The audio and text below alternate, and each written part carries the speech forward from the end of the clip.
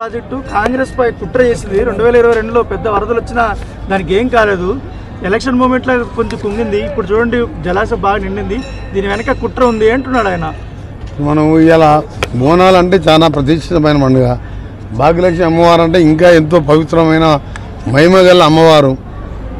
ఈ సమయంలో 9 సీట్లు డిపాయిడ్ 3వ స్థానానికి పోయి 7 సీట్లలో డిపాయిడ్ అయిపోయిన ఆ పార్టీ వర్కింగ్ ప్రెసిడెంట్ అడిగిన సమాధానానికి క్వశ్చన్కు నేను ఆన్సర్ చెప్పే అవసరం అంటావా?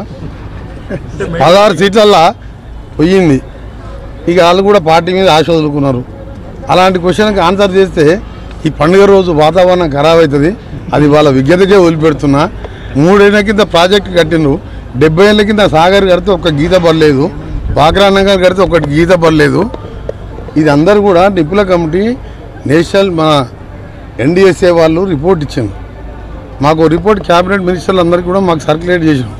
ఇప్పుడు తాత్కాలికంగా రిపేర్ చేసినా ఈ ఫ్యూచర్లో ఈ 3 బ్యారేజ్లు కూడా ఉంటాయని గ్యారంటీ లేదని చెప్పి రిపోర్ట్ కాపీ KTR గారికి మధ్యాహ్నం ఇంటికి పోయిన తర్వాత కాపీ పంపిస్తాం. అది దేశ విదేశాలకు ఇచ్చిన ఎక్స్పర్ట్ రిపోర్ట్. అది అన్ని తప్పులు చేసి ఇవాళ దేవుని దగ్గర మీకు ప్రశ్న కూడా తప్పు. ఆ తప్పు అయిపోయింది. మాది పొరపాటున కట్టినాం.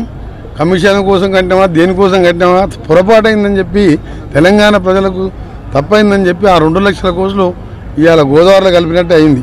ఆ 2 లక్షల కోట్లు ఉంటే ప్రతి ఒక్కరికి ఇందిరమ్మ ఇల్లు కడుతుంటే ప్రతి ఒక్కరికి ఉపాధి. ఆయన చెప్పిన నిన్న 3116 ఇస్తా అని చెప్పి నిరుద్యోగుల 3000 అన్నాం. 3116 అన్నాడు. 57 ఏళ్ళకి పెన్షన్ 4000 అన్నాడు. ఏమి ఇయ్యలే. ఇవాళ మేము చెప్పిన 6 పాయింట్లలో మీ కరెంట్ బిల్ వస్తుందా? మీకు 0 బిల్ వస్తుందా? మీకు 1000 రూపాయలు వస్తుందా? మరి గట్టిగా చెప్పరాదు నువ్వు. మరి అమ్మవారి దగ్గరనే కరెక్ట్ అబద్ధాలు.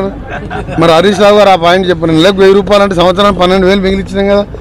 ఆ సిలిండర్ ఇప్పుడు 700 మీకు అకౌంట్లో వాపసు పడుతున్నాయి కదా. అందరికి వస్తున్నాయి కదా.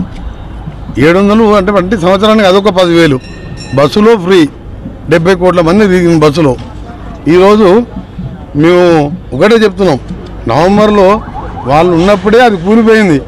దానికి ఫస్ట్ రోజు పోలీస్ ఆఫీసర్తో కుట్ర అని చెప్పింది. కుట్ర ఇదేదో కుట్రలాగా కనబడుతుంది. కుట్ర పెట్టి బాంబులు పెడితే ఆ డ్యామ్ పైకి లేస్తుందా కిందికి పొంగుతుందా? కిందికి పోవాలి కదా. పైకి లేవాలి కదా. కిందికి పోయింది. ఫౌండేషన్ లేదు, నాలెడ్జ్ లేదు. ముఖ్యమంత్రి ఆయనే, చీఫ్ ఇంజనీర్ ఆయనే, చీఫ్ మినిస్టర్ ఆయనే. ఆయనకు ఎవరు సలహాలు లేరు. మనకేంటంటే పాపం తగులుతుంది. ఇవాళ దేవుని దగ్గర ఎక్కువ మాట్లాడితే వాళ్ళని తిడితే.